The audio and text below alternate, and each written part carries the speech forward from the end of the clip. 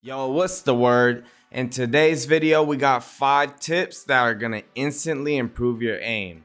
Before we get into that, I just want to thank you guys. You guys are showing up on these coaching videos. You guys are showing a lot of love, and I think that really is important for me. We're building a community here, and we're growing. I'm glad that I can help you guys out and help you guys learn. With that being said, let's go ahead and get right into the video. The first tip I want to focus on is active aim. Let's break it down into 3 parts. What is active aim? The BardOZ method of aim and tension management. Tension management also applies to passive aim, which we'll talk about a little bit later.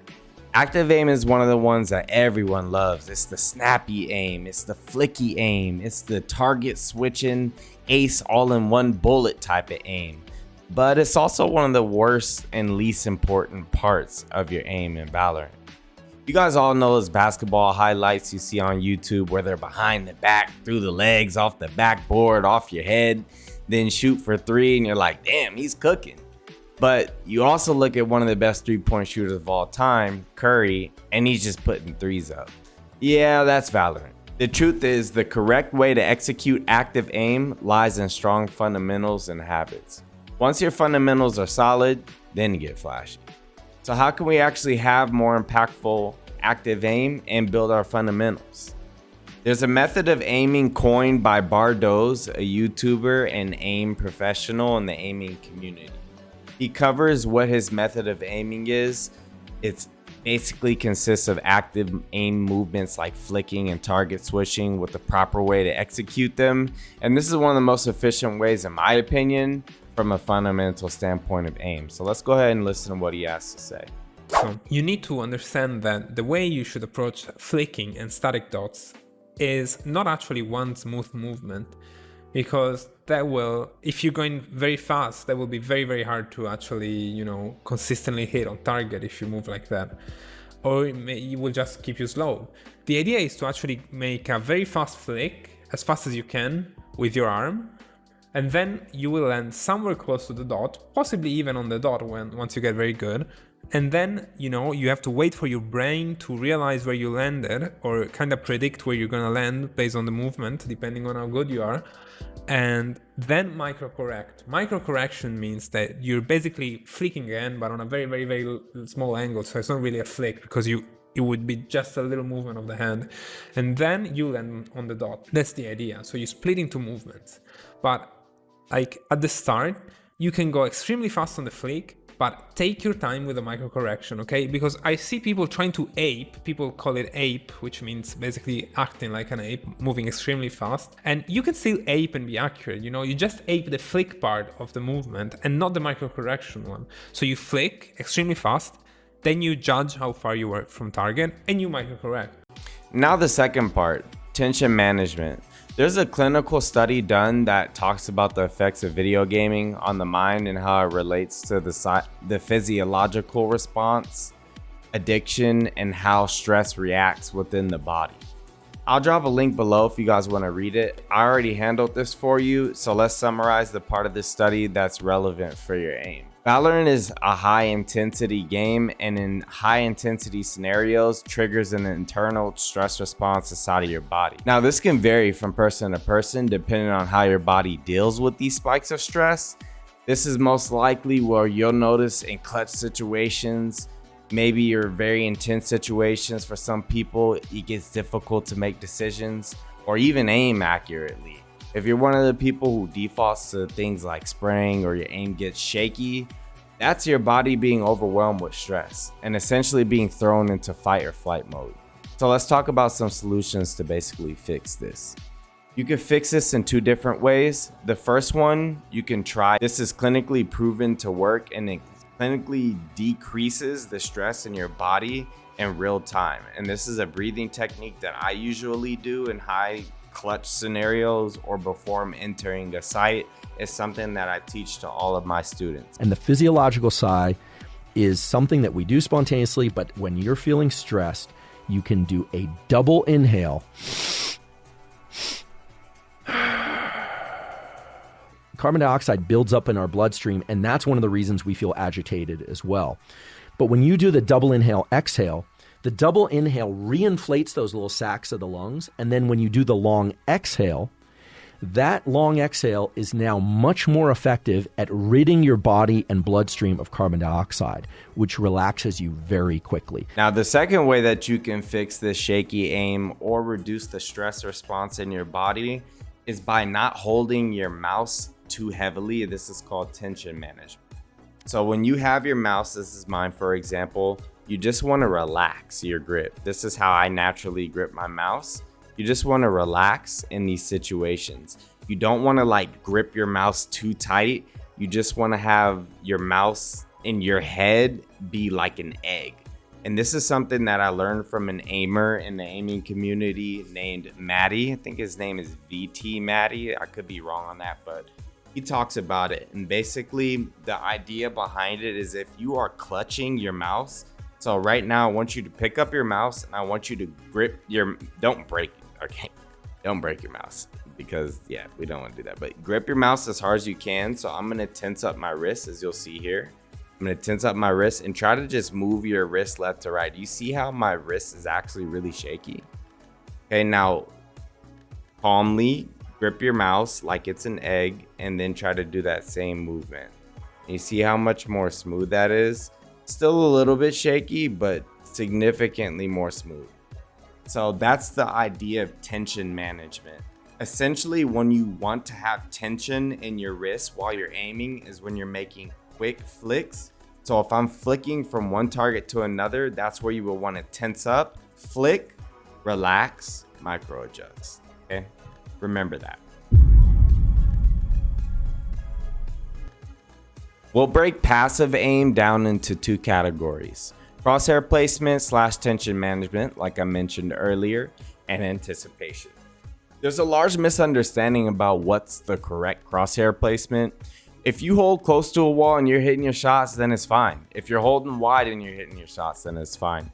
The key is understanding the real one concept when it comes to crosshair placement. And that's making sure you're not lazy and you're constantly looking in the right place. Let's take a look at how much I have to adjust my crosshair when I'm getting some of these frags.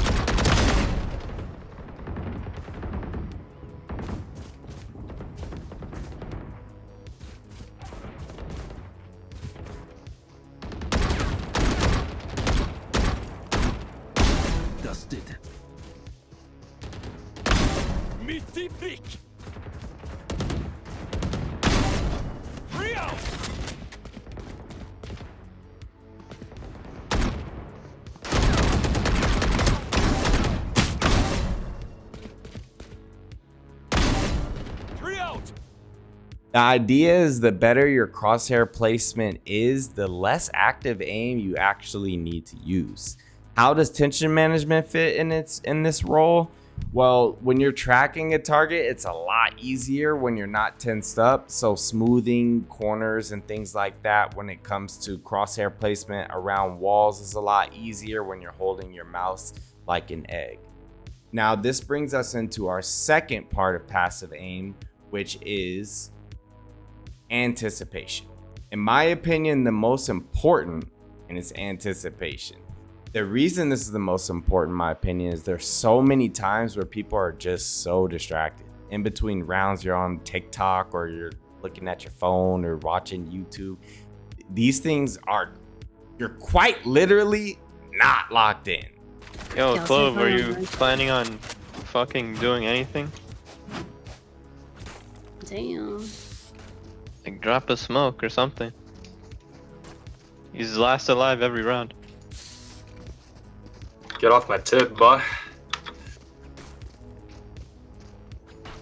Okay, I'm looking at my phone, bro. I'm not that locked in. Relax. Oh my god, I can't Yo, drive. put this in the video real quick.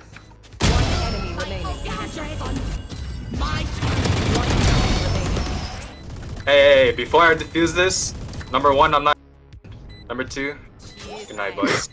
Yo, hey, fuck you, bro. I was gonna defuse. Yeah, you're not Really, defusing bro? shit. Defenders win.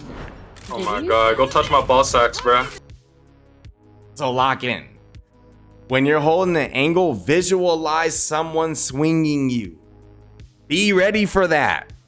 Like, what are we really doing right now? Lock in. When you're staring down an angle or you're swinging out of a smoke and you anticipate 5 guys. Okay. Yeah, let's move into tip 3. Positioning. Remember when I said make the game easier? If you're ahead of your enemy, you can literally put yourself in a position where your aim kinda doesn't matter. It's kind of irrelevant and you can still get good kills. Here's a couple of clips of me doing just that to show you how I got some good frags, and all I had to do is just use my brain. In the first clip, you'll see I killed Sky and I killed Phoenix because Sky had previously dogged from this position around before. So I figured, hey, let me just smoke this and put the smoke out a little bit where I can walk out and shoot. And I killed him and the Phoenix from his ult. In the second clip, you're gonna see that stop the push on A, and we seen the bomb was down A short. So I had already started to rotate early to B because I figured on this map, people love to TP. So I just put myself in a position under hookah to where I knew they were gonna TP. After they TP'd, I was able to get 2 quick, easy kills just based off of having good position. Now, less about positioning. This is where we're going to talk about game sense. So game sense, very much in the same way of positioning, you can actually capitalize off of your game sense to put yourself in good positions to get more kills. Also, you can use your game sense of your agent that you're using and the utility that you can use to get yourself more kills. I recently coached a Sky and he did this very thing. He put his flashes to use when his enemies were in flash zones, and these were some times in where he got easy kills and his aim almost didn't even matter too much because the utility usage was so good. You would think like you need some 10s level aim to get kills, but that's not always the case. And why I'm adding this to the video is that everybody thinks that improving your aim is just getting good with your mouse and hitting the headshots and all these different things, when it's actually a multitude of different things, and your game sense and your positioning are too. Now, the fourth and maybe the most controversial thing, but the thing that people care about the most, I see, at least to me, it looks that way, is sensitivity. Now, I think your sensitivity is quite literally the most useless thing to focus on. I think you pick a good sensitivity that feels good for you. If the sensitivity is low and it feels low, then just raise it up a little bit to where it doesn't feel low.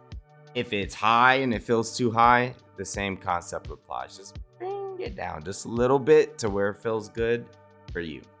Now, why I say sensitivity doesn't matter is because what really matters is what's below the sensitivity, and that's the fundamentals. Like we talked about with the BardOZ method of aiming, the fundamentals of what aim actually is. Now let me show you.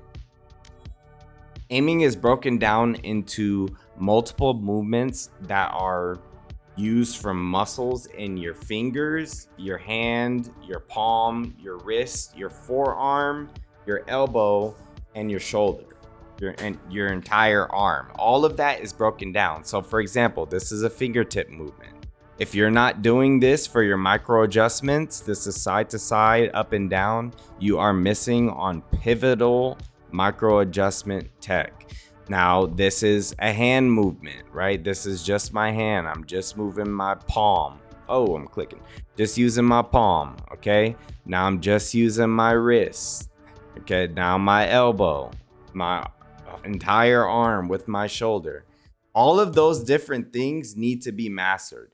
How do you master them? Low sense, you use your wrist, you use your forearm and your elbow, you use your entire arm.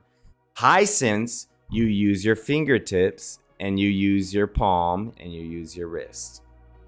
Okay, try it out. Let me know how it goes. When you figure those things out, you can change your sense literally and aim not quite literally the same, but pretty damn close.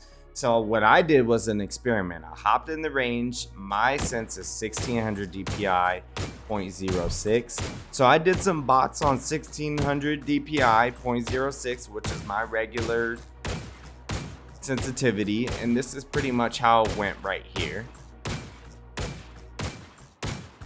And then what I did was I changed my sensitivity to 10 times my original sense. Yes, 10 times my original sense. And this is how many bots I hit.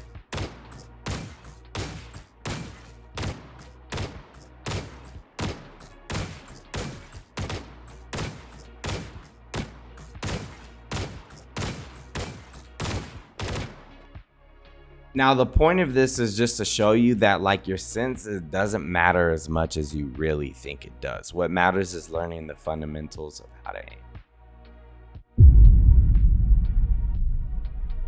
Now, the final point, and this is the point that I think is the most important point of all, is confidence. I think that confidence plays a massive role in how you aim. If you're not feeling confident, you're just not going to aim well. Doesn't matter how much stuff you know about all of this riffraff I just taught you about. What matters is, do you feel confident about your aim? And if you don't, let's go ahead and fix it. Now, I feel like there's a major lack of confidence in people's ability to achieve and complete things in the gaming community. I don't really know what it is or why it exists, but it does. I've coached multiple people and it seems to be a running trend. So let's talk about it. I truly believe confidence comes from building. Now, whether that's building yourself, or building like a specific skill, building your education, whatever it is, I feel like building is the best way to build confidence. So let's start off with a small example. If I hit the range 100 times and all 100 times I hit 25 targets every time, and someone comes up and they ask me, hey, if you do bots right now in the range, do you think you'll hit 25 targets? I'm gonna say yes, bro, because I just did 100 different times I hit 25 targets. I'm telling you right now, on the 101st try, I'm hitting 25 targets because I'm confident. Like I built my aim to that point where over 100 times I'm hitting 25 targets. Now, if I'm not experienced, let's say I've never played Valorant, somebody says, hey, there's this bot simulation. Do you think you can shoot 25 of them? I'm gonna keep it a buck. I'm gonna keep it a stack. I'm gonna tell the person, look, I'll give it my best, but I'm probably not hitting 5. Maybe I give you like 15. I hit half of them or something, but I'm probably not hitting 25. And that lack of confidence just comes from not having that experience, that practice, and those reps. And that's where I think confidence is built. Now, how this might apply to you in real life is like building your self-confidence. We want to do that first and then build your confidence in game. Build your confidence in real life, man. Go get a haircut, take a shower, go touch some grass, go do some things that take care of you internally and externally so that you feel good. And that way, when you play Valorant, you feel good. Because I know for a fact you've been tilted in Valorant, and what happens, you play like crap. You know why you play like crap? Because you feel like crap in real life. And that's really what it comes down to. So to fix your confidence and to start aiming more confidently, start practicing your aim. Every time before you get on the game, play some death matches, do some aim training. This builds your confidence. Now, whether you're going to see immediate results or not, you probably won't, but over time, you're gonna build your confidence, and over time, you actually are gonna build your skill in the game and outside of the game. So let's do that. If any of these tips are helpful for you or you learned anything in this video, drop a like. I appreciate you guys for being here once again. If you guys are interested in any type of coaching from the boy, just DM me on socials. You can find that link below. You can also find the link for the study that we talked about on how gaming affects the internal stress below. And you can find BardOZ's YouTube link below in the description. Thank you guys for tuning in.